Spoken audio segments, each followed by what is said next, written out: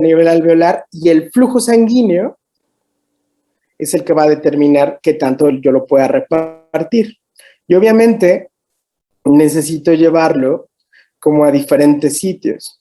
Y obviamente dependiendo de esto es cómo se va a repartir, pero si te das cuenta, el mayor número de medicamento va a pasar directamente a los lugares más vascularizados. Es más, creo que aquí viene esta aclaración. Déjame cerrar aquí mi carota. Los flujos de transporte de intercambio de distintas partes se representan mediante flechas. El flujo de gas fresco desplaza el anestésico. Aquí está. La ventilación controla el intercambio de anestésico entre el circuito y los alvéolos. El flujo sanguíneo pulmonar transfiere el anestésico desde los alvéolos a la circulación, que distribuye después el fármaco por los distintos compartimentos dependiendo del flujo sanguíneo de los distintos tejidos. Esto es lo que estaba diciendo Melissa. El flujo sanguíneo relativo se representa de forma aproximadamente proporcional a la anchura de las flechas de entrada. Entonces, a mayor flujo, pues mayor llegada del medicamento, ¿cierto?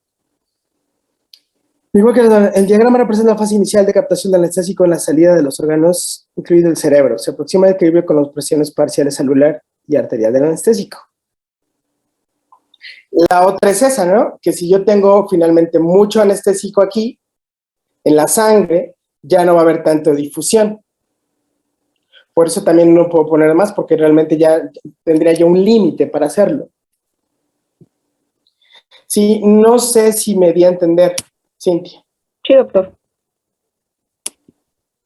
Pero sí, esta gráfica creo que es la ideal. Y fíjate, para complementar también lo que decías, aquí estaba. Aquí está. Metabolismo de los anestésicos halogenados. Si te das cuenta, el porcentaje, el más alto de todos es el del sebo. ¿Ya viste? Solamente es un 5%. Estas son las enzimas que lo hacen. Pero, por ejemplo, estos que utilizamos nosotros, 0.02% del desflurano. ¿Qué quiere decir esto? Que realmente prácticamente no hay metabolismo tisular. O sea, llega directamente. Eso también explica. Y finalmente también es lo que le estaba yo diciendo. El mecanismo de acción está todavía como súper entrecomillado porque no sabemos exactamente qué sucede. Lo que sabemos es que sucede, pero no cómo. ¿De acuerdo? O sea, es un tema escabroso por eso mismo. Entonces sí vale la pena apoyarnos en todo esto. ¿Ok? Sí, doctor. Bueno.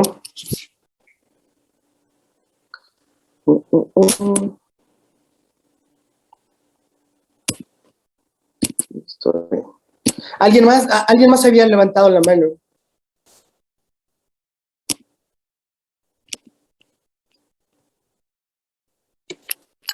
¿Alguien más había levantado? Doctor, una pregunta. Los anestésicos, los hipnóticos, en este caso inhalatorios, son un poco más confiables en cuestión de los efectos secundarios cardiovasculares y ventilatorios que los intravenosos. Es decir, sé que vamos a verlo por...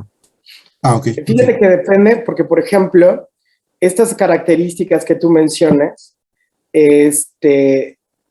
lo que está demostrado, o más o menos se conoce, es que a mayor cantidad, más efecto. Entonces vimos que tenía un efecto directamente, por ejemplo, en la disminución del gasto, en la vasodilatación, en la disminución de la conductividad a nivel de la excitación del músculo cardíaco, la disminución de los flujos de calcio que condicionarían todo esto y que al final dependen de la dosis y, por ejemplo, también depende del medicamento.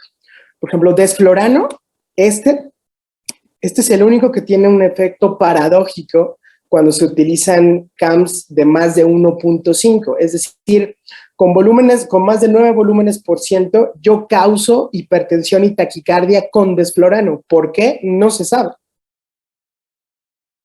Pero si lo quieren revisar, se llama así, efecto paradójico del desflorano.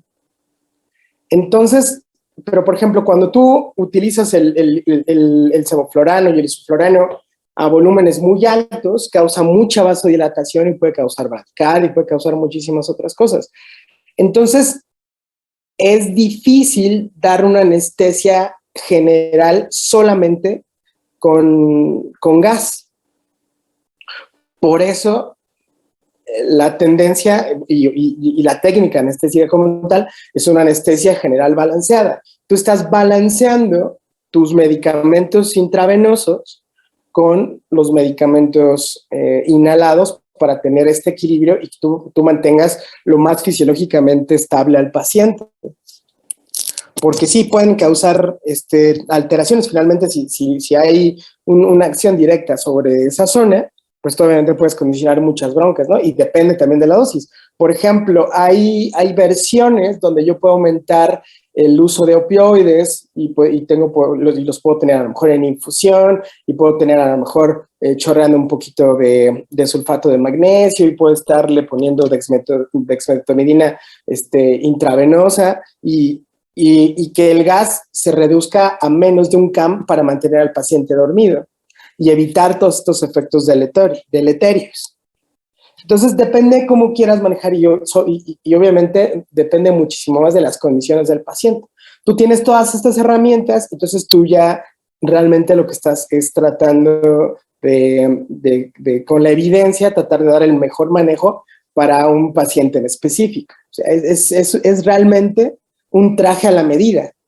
O sea, no todos los pacientes se van a ir con un CAM de 1, a lo mejor necesitan un poquito más de eso, un poquito menos. Y también depende mucho qué le estás haciendo, ¿no? Por ejemplo, un paciente chocado o un paciente ahí con compromiso cardiovascular, pues va a ser complicado que tú manejes volúmenes por cientos altos. O a lo mejor es un procedimiento muy breve que yo preferiría utilizar desflorano en vez de isoflorano para despertarlo lo más rápido posible. Entonces, todas estas variaciones sí son importantes porque tú tienes que tomar una decisión. ¿Sí, Mark? Sí. Sí, doc. Gracias. Perfecto. ¿Alguien más, corazones?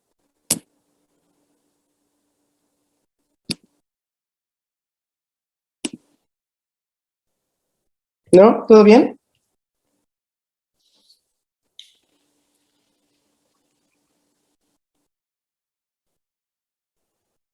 ¿Alguien tiene alguna otra pregunta?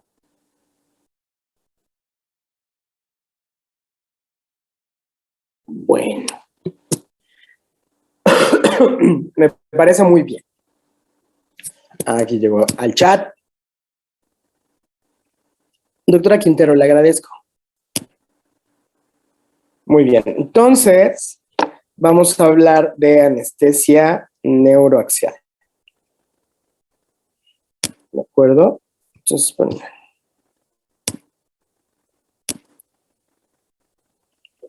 Doctor Rodríguez, también le agradezco. Fíjense que este es un tema muy bonito y que también, como nuestra clase realmente es de introducción a la anestesia, quisiera hacerlo también lo más general y lo más entendible posible, porque hay textos completos, libros completos que solamente se dedican a esto. Entonces, esto es como tal la anestesia neuroaxial, que es como se le conoce actualmente. Es decir, que tú estás bloqueando el neuroeje para tratar de que el paciente tenga condiciones quirúrgicas adecuadas para poder trabajar, ¿no?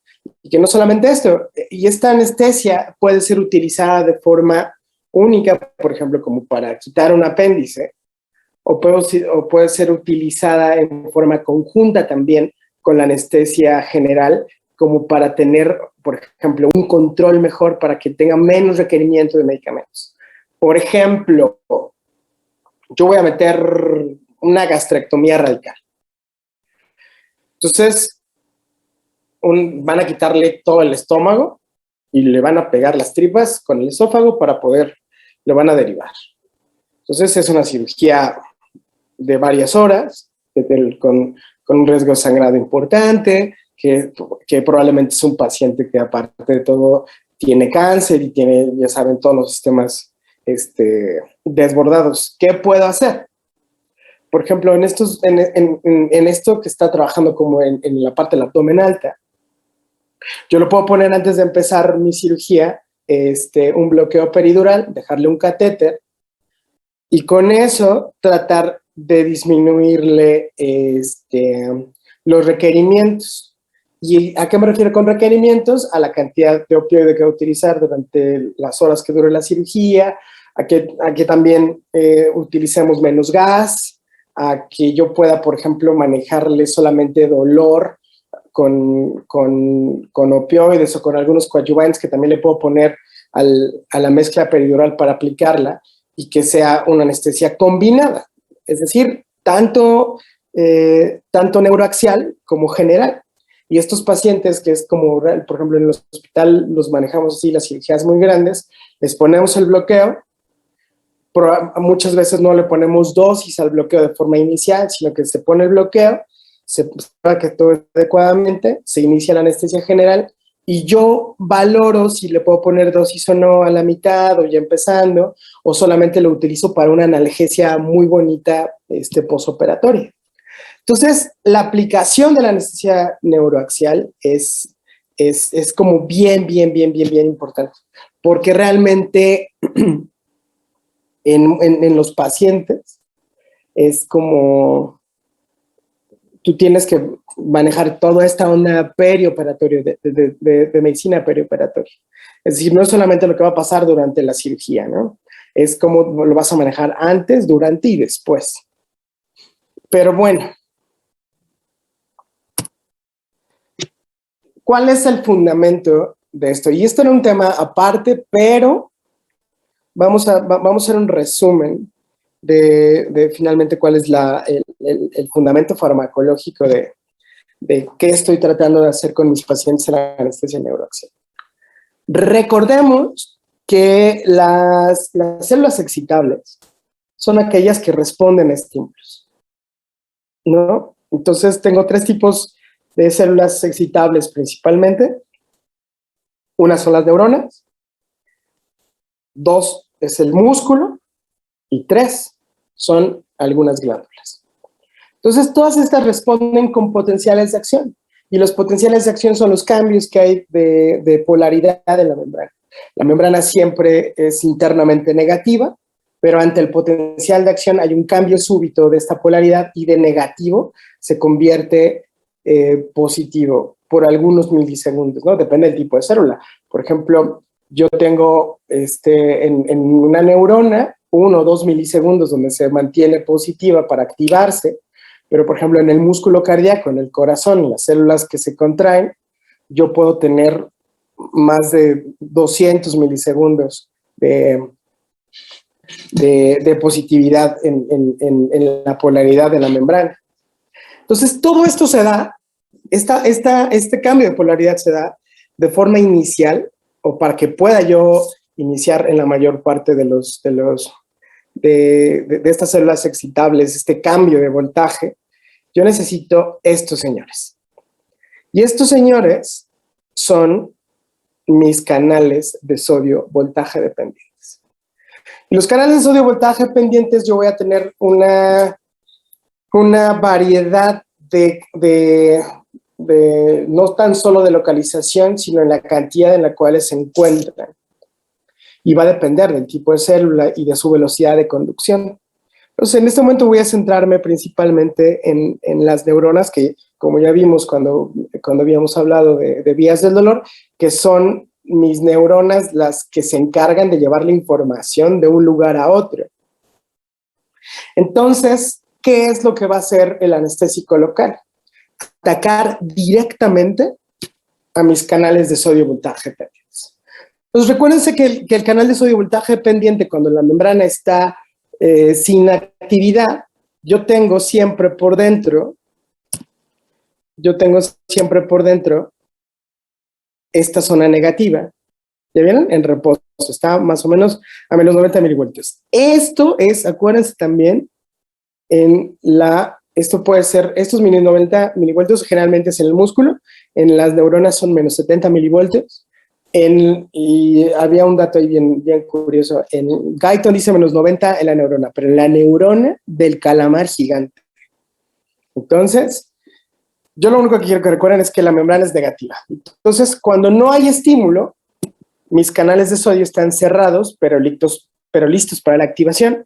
¿Qué pasa cuando yo llego a un nivel de activación, es decir, a menos 55 milivoltios? Cuando llego a menos 55 milivoltios, el canal se abre. Esto hace que el sodio se meta. ¿Y qué va a hacer el sodio al meterse? Volver positiva la membrana. Se meten aquí el sodio, que son cationes, y estos cationes hacen positiva el interior de la membrana. Una vez que se vuelve positiva a más o menos más 35 milivoltios, el sodio, estos canales se inactivan. Tienen dos compuertas, una externa y una interna.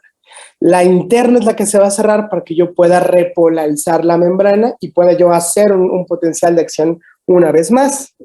Entonces, si yo no tengo esta configuración, pues obviamente yo no puedo tener la conducción del estímulo nervioso.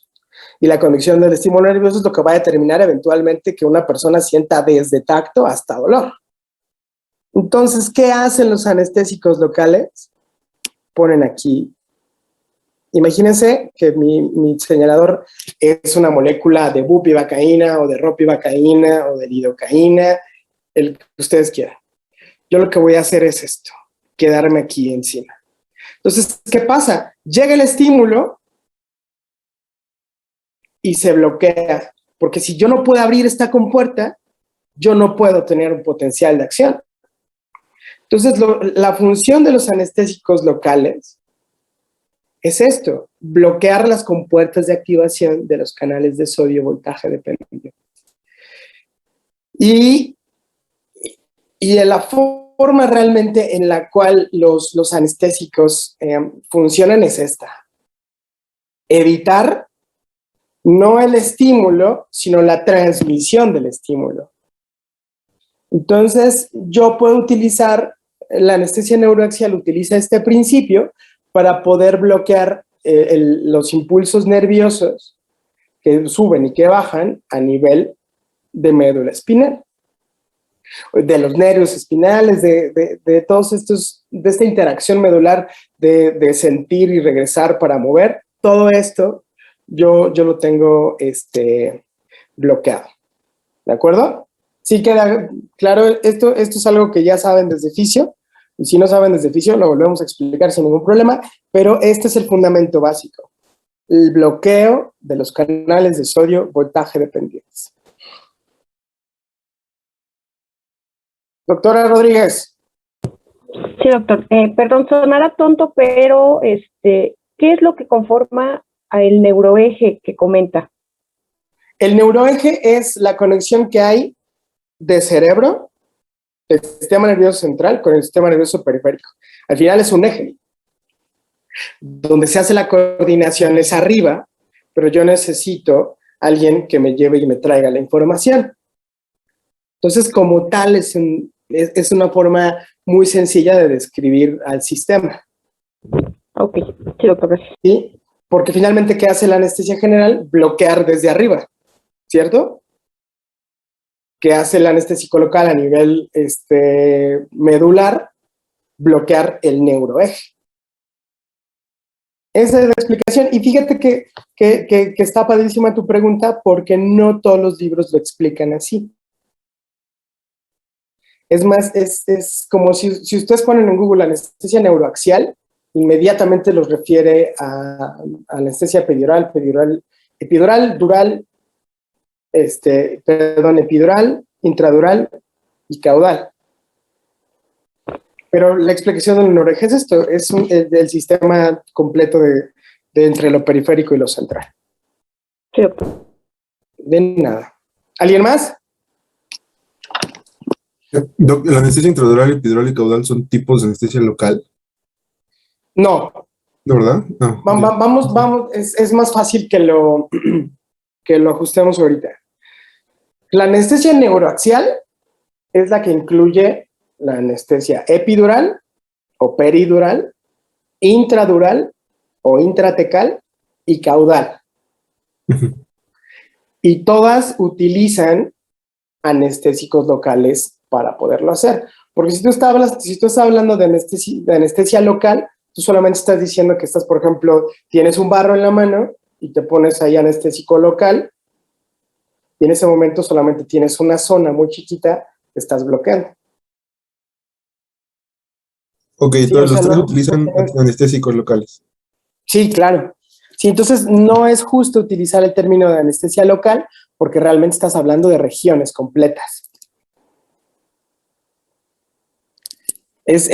Puede ser neuroaxial o regional. Es realmente lo ideal. Y realmente está mejor dicho neuroaxial porque estás interviniendo en el neuroeje. Tú puedes hacer, por ejemplo, anestesia regional con un bloqueo de plexo braquial. Entonces solamente estás bloqueando el brazo. ¿Sí? Sí. Pero sí, si sí. lo pones a nivel cervical, estás bloqueando los dos brazos y todo lo que está para abajo. Esas serían como las diferencias. Gracias. ¿Sí, Mike? Sí, gracias. Bueno. Entonces, por ejemplo, miren. Estos son los medicamentos. Este es los anestésicos locales. Entonces, esto es lo que ya platicamos ahorita, que es acá, fíjense. Entonces, ahorita lo vamos a explicar mejor, pero el mecanismo de acción ya lo explicamos. Entonces, ¿de qué depende que estos funcionen? Y finalmente, esto es bien importante porque sí se ve esto, aún con mi... Ahí se ve mejor. ¿Ahí se ve mejor? Sí, doctor, se ve. Ok. Fíjense, yo tengo dos tipos principales, ¿no? De medicamentos anestésicos. Y obviamente la división es dependiendo de su metabolismo. Pero, por ejemplo, hablemos solamente de los que utilizo de forma más habitual y que ustedes tienen acceso tanto en los hospitales como en las clínicas, por ejemplo, muchos de estos los utilizan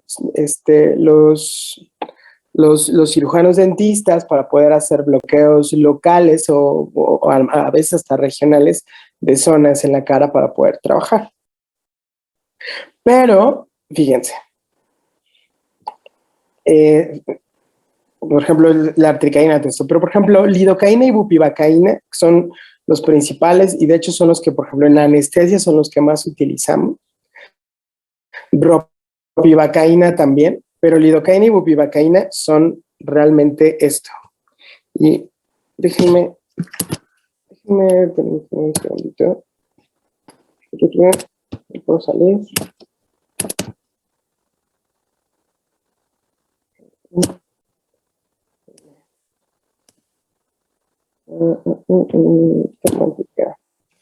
Un segundito.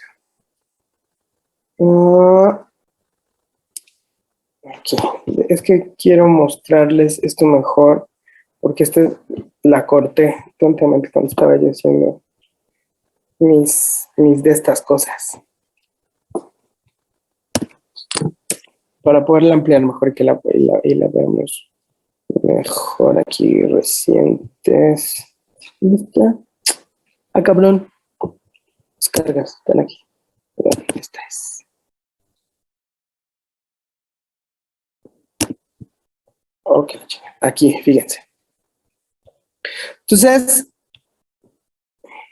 estos son mis anestésicos locales. ¿De acuerdo?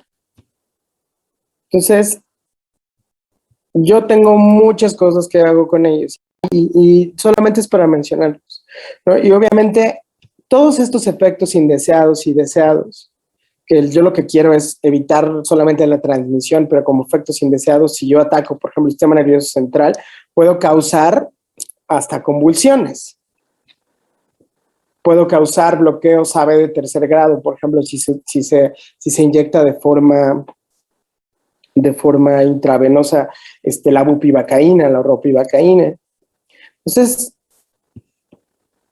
yo lo que quiero que entiendan es que estos van a variar, obviamente también dependiendo ¿cómo se llama?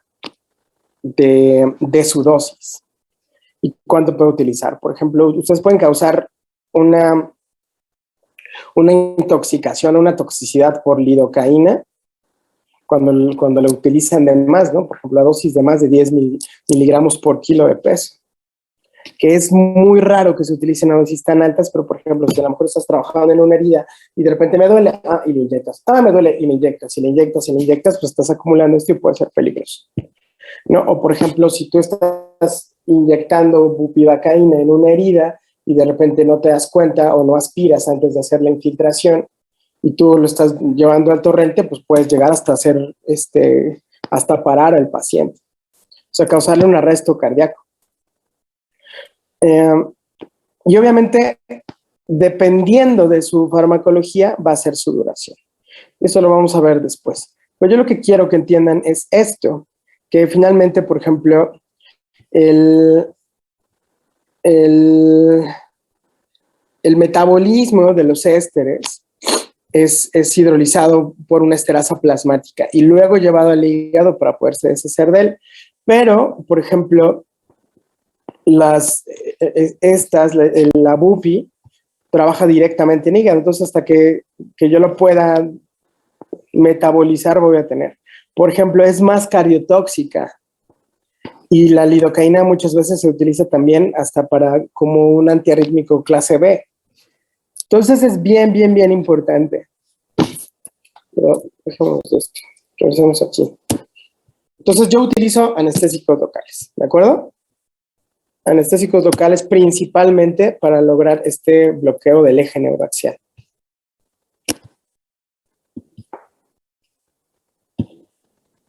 Ahora, ¿qué es lo que estoy haciendo y de qué depende el trabajo? Cómo yo actúo depende del nivel en el cual yo ponga el bloqueo. Generalmente, esta es una representación de los dermatomas, es decir, cómo está sensitivamente inervada una persona. Entonces, el plexo cervical, el plexo torácico, el plexo lumbar y el plexo sacro van a inervar cada uno diferentes zonas. Pero donde yo me voy a meter es exactamente donde nacen todos estos nervios. Generalmente, los bloqueos se ponen por debajo de L1 para tratar la zona abdominal y la zona, y obviamente los miembros pélvicos, ¿no? Es decir, si yo quiero quitar el apéndice o quitarle la próstata o resolverle un problema de proctología o una fractura, una luxación, etcétera, etcétera, etcétera, si yo pongo un bloqueo a nivel lumbar, puedo atacar todas estas zonas. ¿Y por qué también marca algunas partes? Porque, por ejemplo, yo con un bloqueo a nivel lumbar puedo tener un nivel hasta, por ejemplo, T5 y hacer una cesárea, porque están trabajando en esta zona. Todo esto va a depender del medicamento y algo que es un término también medio raro, pero tiene que ver con la varicidad. Y la varicidad es el peso molecular del medicamento que se compara directamente con el líquido cefalorraquídeo. Es decir, si yo tengo un medicamento que es isobárico, que tiene la misma densidad que el líquido cefalorraquídeo, pues obviamente la instalación va a ser prácticamente diferente que si yo tengo una solución hiperbárica. ¿Por qué? Por ejemplo, yo tenía un maestro que con un bloqueo aquí a nivel de T10, de dejarle bupivacaína pesada, que es una mezcla entre glucosa y bupivacaína, se hacía pesada o hiperbárica, más densa que el líquido cefalorraquídeo, entonces el paciente se ponía, le subían los pies y el bloqueo podía llegar hasta acá y tener bloqueado todo esto. Había procedimientos de tórax que él hacía con anestesia neuroaxial, que no está tan recomendado, pero me sirve para ejemplificar que dependiendo de la dosis, dependiendo de la técnica, yo puedo llegar a varios niveles. Entonces, y esto es a lo que se refiere. Por ejemplo, ¿qué pasa si yo necesito hacer una cesárea? ¿Cuál es el nivel mínimo que yo necesito? Bueno, esto es uno. No. Esta es otra. No, aquí metí mal esta imagen. Esta es la otra imagen. Por ejemplo, todas estas, para que no se confundan, todos estos procedimientos, colestectomía, histerectomía, cesárea, analgesia obstétrica, histerectomía, laparotomía, histerectomía, todos estos se pueden hacer con anestesia regional. Y dependiendo del nivel que yo entre, puedo llegar a tener, por ejemplo, todos estos niveles que por ejemplo, yo no tengo ningún problema, y de hecho yo busco hacer esto, poner mi bloqueo a nivel de L2, L3 para una cesárea y utilizar un medicamento y la posición del paciente y los tiempos farmacológicos para poder bloquear hasta T4, T5 y que el obstetra trabaje sin ningún problema y que empuje, suba, baje, etcétera, etcétera, y que la paciente esté lo mejor posible. Entonces, todo esto depende no solamente de los medicamentos, sino también de la anatomía. ¿Por qué? Porque, por ejemplo, este L1 es importante porque en la mayoría de los adultos la médula espinal termina aquí.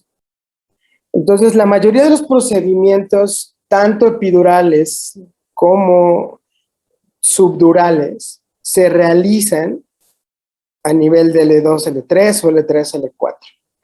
Yo aquí llego y dependiendo de la técnica, dejo el medicamento. Y dependiendo del medicamento, yo puedo darle, y de la técnica puedo darle volumen para poder atacar las necesidades de cada una de las cirugías.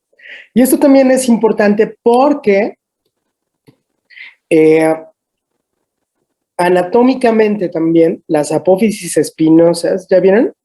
Tienen una posición bien diferente que las torácicas y que las cervicales. ¿Ya vieron cómo está de súper cerrado el espacio aquí? Cómo las apófisis espinosas son mucho más pronunciadas y tienen una angulación mucho más cerrada. Y es más, las torácicas también. Las que están más abiertas y donde yo tengo un mejor espacio para trabajar, por decirlo así, es en la región lumbar.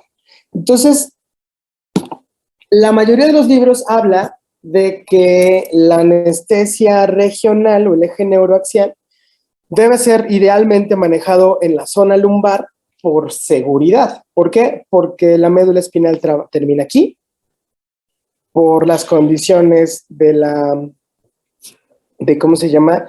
De las apófisis espinosas, y que yo puedo llegar a esta zona. Entonces, es lo que estaba yo diciendo. Miren, este es el fin del cono terminal entre L1 y L2. ¿Lo vieron? Entonces, esto es otro que yo tengo aquí un espacio suficiente como para poder entrar con mi aguja y poder llegar o arriba de la dura madre o atravesar la dura madre y llegar al ¿cómo se llama? Al espacio subdural para poder dejar mi medicamento. Acuérdense que son 3 capas, ¿sí? O 3 las meninges. Y la que está pegada a la médula es la pía madre, que es esta estructura bellísima que está donde está la irrigación principal para la médula. Y que lo que está, eso es lo más interno, y lo más externo es la dura madre. Entonces, si yo dejo un medicamento dentro de la dura madre, a un nivel entre, por ejemplo, L2, L3 o L3, L4, L4, L5, es mucho más factible que yo no lesione ni que pueda causar ningún problema. O que, por ejemplo, yo tenga menos complicaciones, sobre todo de daño nervioso. Entonces, para llegar a esta zona que vimos en la imagen anterior, que esta es realmente la dura madre y aquí está metido todo esto que acabamos de ver,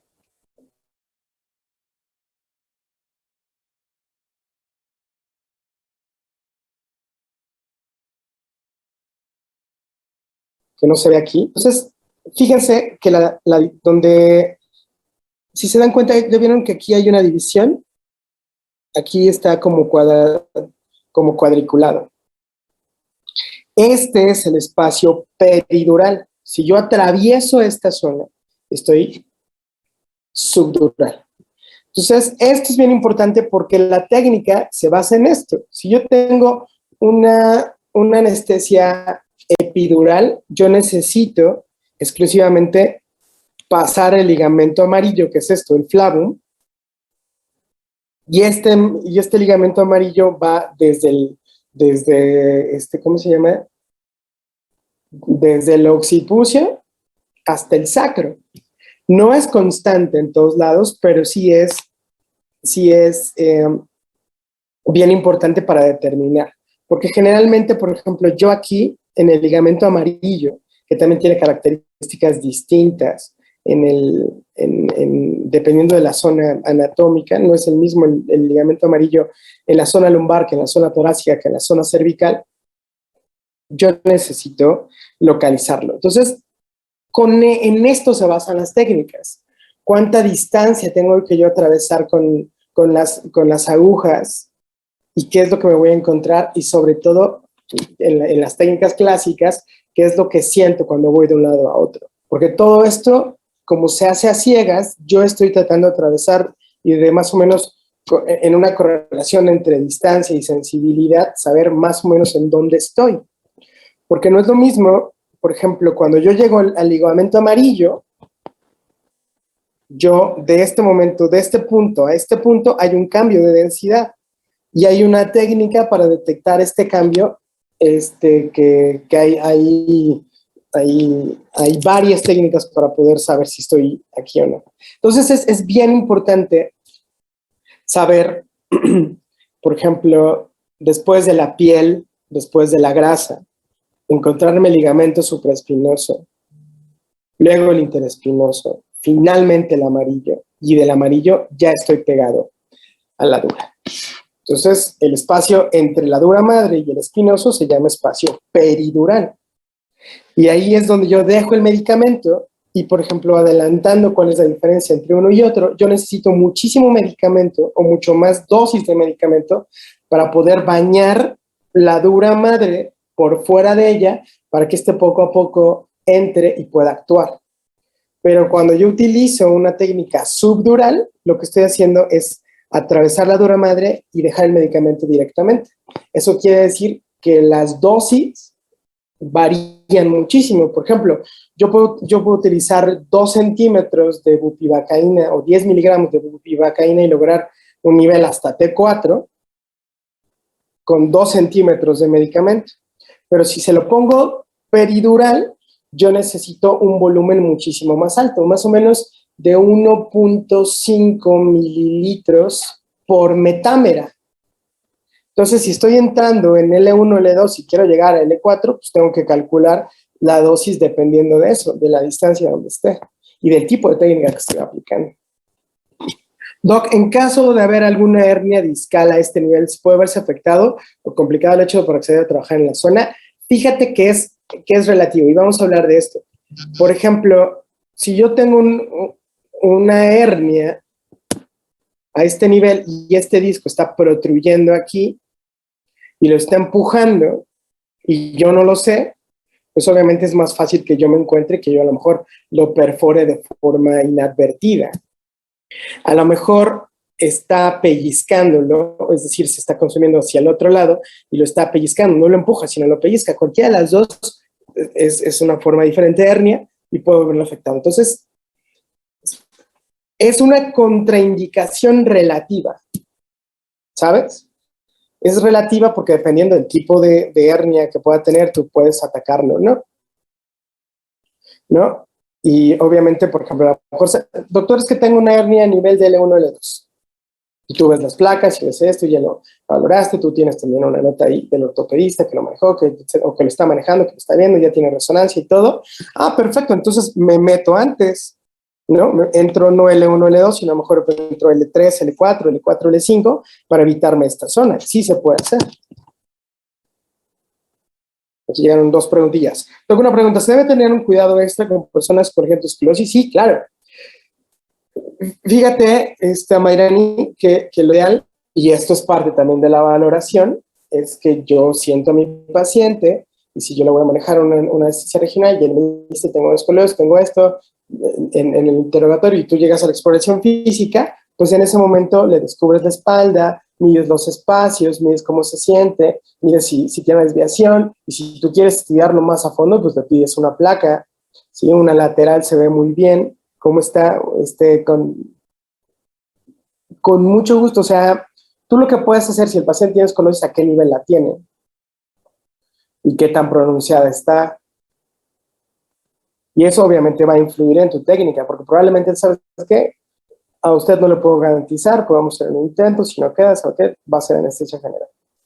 Pero explicarle siempre, y eso es lo que yo decía en un principio, entre mejor conozcas a tu paciente, mejor y más fácil le puedes hacer ese traje a la medida. ¿De qué depende que un paciente requiera que lo administre intradural, epidural o caudal?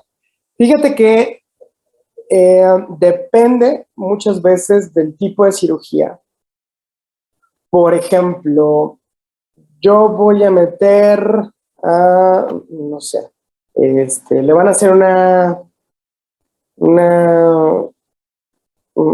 depende del paciente. Porque a lo mejor yo puedo hacerle un paciente que tiene una apendicectomía, no tiene datos de irritación peritoneal, solamente tiene ahí detectado por ultrasonido, que es una etapa baja, pongo una dosis única con un coadyuvante como a lo mejor morfina o fentanil, se trabaja sin ningún problema, no necesito dormirlo, el paciente está muy tranquilo y se va. O a lo mejor es un paciente que está inestable, que no tiene a lo mejor tantos, que tiene algún problema cardíaco, pues a lo mejor yo le puedo poner un peridural, fraccionarle la dosis e instalarlo de forma más despacito para que no tenga tantos cambios y se pueda hacer. Entonces depende del escenario y depende del paciente, ¿no? Por ejemplo, yo muchas veces utilizo bloqueos subdurales después de haber tenido un bloqueo peridural, es decir, ya lo operaron una vez y le pusieron un bloqueo y le pusieron un catéter. Bueno, muy probablemente ese espacio peridural tenga algunas cicatrices porque estuvo ahí el medicamento, porque estuvo ahí un catéter, se modificó, entonces no podría tener como una certeza de lo que sucedería. Y para asegurar el bloqueo, pues me evito esos problemas y le pongo subaracnoidea a la dosis. Si se hace la punción a nivel L1, L2, ¿cuál es el máximo nivel de alcance para anestesia para los demás plexos? Fíjate que depende de lo que quieras hacer, ¿no? Si es traste L1, L2, ¿qué quieres hacerle para tu paciente, no? A lo mejor le van a hacer una histerectomía, ¿no? Y le van a poner un Thompson, que es un separador súper grandote, y le van a besar las tripas. Bueno, a lo mejor yo tengo que aumentar el nivel del medicamento y lo hago con respecto a lo que le vayan a hacer. Oscar había levantado la mano, ¿y alguien más? Dígame, doctor. Buenas noches, Doc. ¿Qué onda, Oscar? Yo tengo una pregunta. ¿Qué tan probable es que un paciente llegue a presentar, después del bloqueo neuroaxial, qué tan probable es que el paciente presente bradicardia? Y si podría estar relacionado con la edad, o sea, que sea más frecuente, a lo mejor, no sé, en pacientes mayores. Y ya, eso. Sí, fíjate que depende mucho del nivel. Pero, por ejemplo, si tú recuerdas cómo está inervado el plexo simpático, o sea, cómo se activa, que va desde T1 hasta más o menos el E2, tú lo que estás haciendo es disminuir la respuesta simpática. Y el medicamento como tal, eso provocaría vasodilatación. Y esa vasodilatación, una disminución del gasto cardíaco porque disminuye la precarga. Y eso condicionar que el paciente obviamente haga estos cambios. La complicación, entre comillas, más, digamos, más común en anestesia neuroaxial es la hipotensión. Y es por esto, porque al final tú estás bloqueando también la respuesta simpática del paciente. Pero también depende muchísimo, por ejemplo, no es lo mismo que yo meta a un cardiópata para una resección de próstata. Entonces tengo que hacer un ajuste en la dosis y en los coadyuvantes. Y sobre todo, por ejemplo, a lo mejor tratar de hacerlo con una dosis muchísimo menor, y a lo mejor puedo hacer otras variaciones para compensarlo, y puedo utilizar desde algún anticolinérgico como la atropina, o puedo utilizar efedrina, que lo que hace es un simpático mimético, que lo que va a hacer es un poquito de taquicardia y un poquito de vasoconstricción para tratar de compensar. Entonces, generalmente en todos los pacientes hay una disminución de la presión arterial y del gasto cardíaco, y eso depende de cada paciente. Entonces, depende también mucho de la dosis. Por ejemplo, hay pacientes que con 15 miligramos de bupivacaína les va a ser un problema, sin ningún problema, pero hay pacientes que con 10 o con 7.5 miligramos tú puedes tener caídas espectaculares de la presión arterial. Entonces, si no estás muy pendiente de tu paciente y no lo conoces bien, pues esto puede suceder. Pero sí, la complicación, entre comillas, más común es esa, la hipotensión, porque estás realmente también atacando toda la respuesta simpática que está a estos niveles. ¿Sí, Oscar? Sí, doc, gracias. Cintia, tú también habías levantado la mano, corazón. Sí, doctor. Es referente a lo de varicidad. Y bueno, la pregunta es, ¿cómo saber en qué momento se utiliza cada una de estas, no sé si esté bien, soluciones? Y también que si el líquido cefalorraquídeo como tal ya es una constante. Sí, exactamente. El líquido cefalorraquídeo siempre... ¿Mande usted? Son dos preguntas ahí, doctor. Sí, no. Fíjate que en teoría, bueno, en la normalidad o fisiológicamente, tú siempre tienes una varicidad constante de líquido cefalorraquídeo. Porque acuérdate que es un líquido claro, que tiene glucosa, que tiene algunos iones, etcétera. Entonces, en un paciente sano, tú siempre vas a tener niveles de glucosa iguales y vas a tener concentraciones de electrolitos normales. Entonces, la varicidad siempre se va a mantener la misma. ¿Cómo yo decido qué ponerle? Por ejemplo, le voy a poner un bloqueo a un paciente que lo van a operar de cadera, pero su mismo dolor hace que al ponerlo de lado, yo no lo pueda poner sobre la zona afectada. Entonces, bueno, ¿qué hago? Si le pongo una solución hiperbárica a ese paciente, muy probablemente el medicamento por gravedad va a disminuir y va a bloquear la parte que está boca abajo durante el bloqueo, ¿cierto? Entonces yo puedo hacer un cambio y decirle, ¿sabes qué? Yo no quiero bupi pesada, quiero una bupi isobárica. Y son las únicas dos presentaciones que existen. Entonces yo le pongo bupi isobárica y en ese momento, por la interacción, es decir, por la densidad del medicamento, es más fácil que se reparta mejor y que yo pueda tomar esa decisión. Entonces, depende de eso. O sea, depende del tipo de procedimiento que tú le vas a hacer. De dónde quieres que llegue, con qué lo vas a mezclar. Todo eso son variables que tú decides en el momento de ver a un paciente. Entonces, sobre todo, ahí sí influye muchísimo el tipo de procedimiento que se va a realizar. Y sobre todo, también el arsenal que tú tengas para trabajar con ese paciente.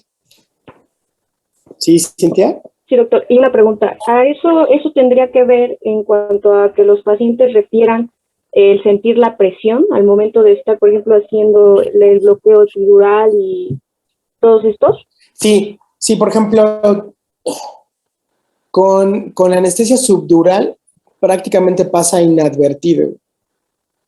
No sienten, solamente sienten como calientito en la espalda y de repente el bloqueo y la instalación es inmediata porque estás directamente con los nervios. Pero, por ejemplo, cuando tú pones una dosis peridural, que es una dosis que es, digamos, mayor en volumen, tú sientes sí una especie de presión en el espacio, en la zona lumbar, que está diciendo que se está repartiendo el medicamento. Entonces sí, pero la varicidad no afecta la sensación, porque la única sensación del nervio es su disminución en la percepción para lo que está diseñado. Entonces, realmente, por ejemplo, los cambios, y son explicados porque, por ejemplo, las fibras que llevan dolor y temperatura son las tipo C, son amielínicas y son más fáciles bloqueables, son de bloqueo mucho más sencillo con el anestésico local. Y los pacientes realmente no sienten esta presión. La presión tiene que ver más con la técnica. ¿Sí? Sí, doctor, muchas gracias.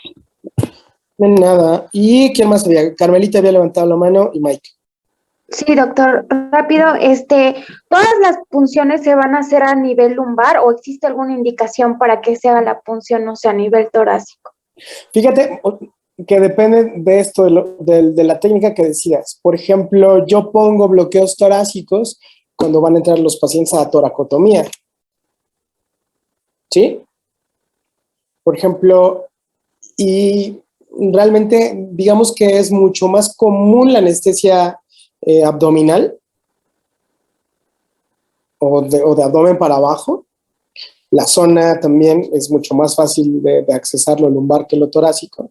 Entonces, eso hace que se haga en mayor número, porque hay una demanda muchísimo mayor de cirugía abdominal y para abajo que cirugía torácica, pero también se puede poner. Entonces, depende igual de la indicación que tú tengas para ese procedimiento. Gracias. Sí, Carmelita. Y Mike.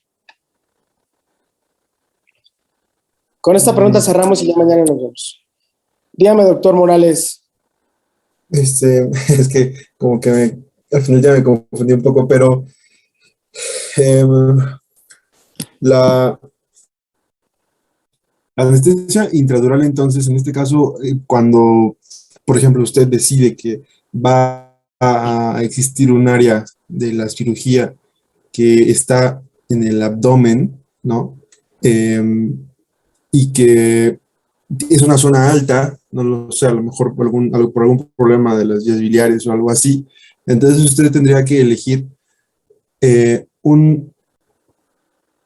una varicidad que sea mucho, mucho mayor al líquido cefalorraquídeo y por ende, por ejemplo, elegir un fármaco específico, o sea, que sea hiperbárico. Sí, tal cual, por ejemplo, yo puedo entrar, o sea, no es lo mismo que yo entre aquí en L2, L3, ¿ya viste la diferencia de lugares entre uno y otro?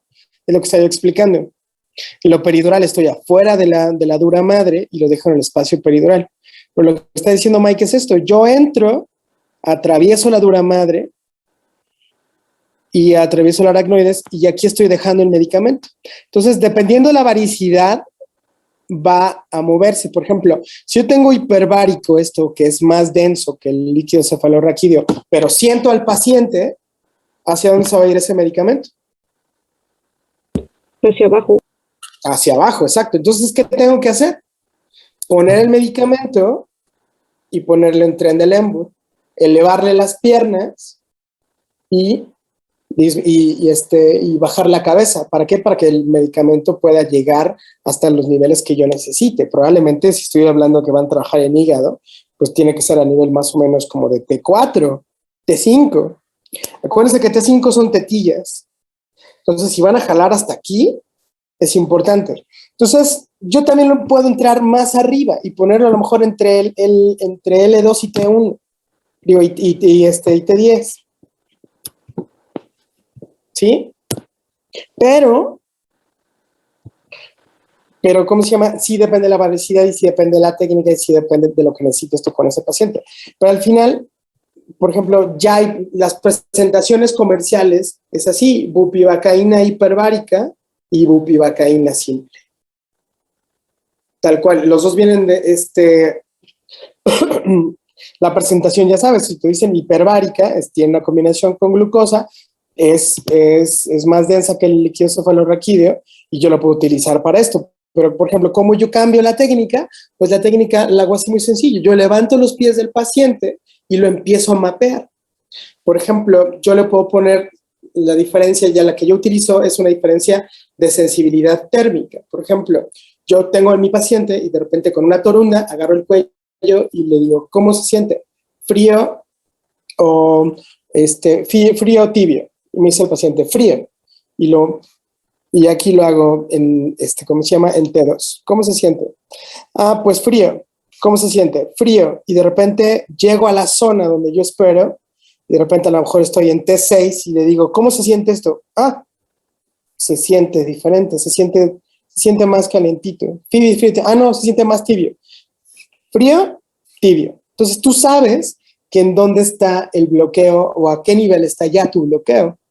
Si tú de repente, este paciente que ya lo pusiste boca abajo, digo, con las patas para arriba, tú de repente no tienes cambio, moralmente el paciente está muy bloqueado. Por ejemplo, y estos bloqueos, que vamos a ver complicaciones, que por ejemplo, que de repente una dosis peridural se ponga de forma subaracnoidea, que es muchísimo más medicamento, mucho más volumen, yo puedo llegar a niveles muy altos causando depresión cardiovascular, depresión respiratoria y tener un bloqueo masivo y que el paciente se pueda hasta morir. Pero tiene que ver por la zona tan delicada en la que estoy trabajando. ¿De acuerdo, Mike? Sí. ¿Sí? Sí, ya. Bueno, nos vemos mañana. Léanle, por favor, y me tienen muchas dudas. Me encanta que pregunten y pregunten. ¿De acuerdo? Gracias. Nos vemos mañana, corazones. Cuídense muchísimo. Nos vemos mañana. Gracias, doctor. Muchas gracias. A ustedes. Cuídense harto.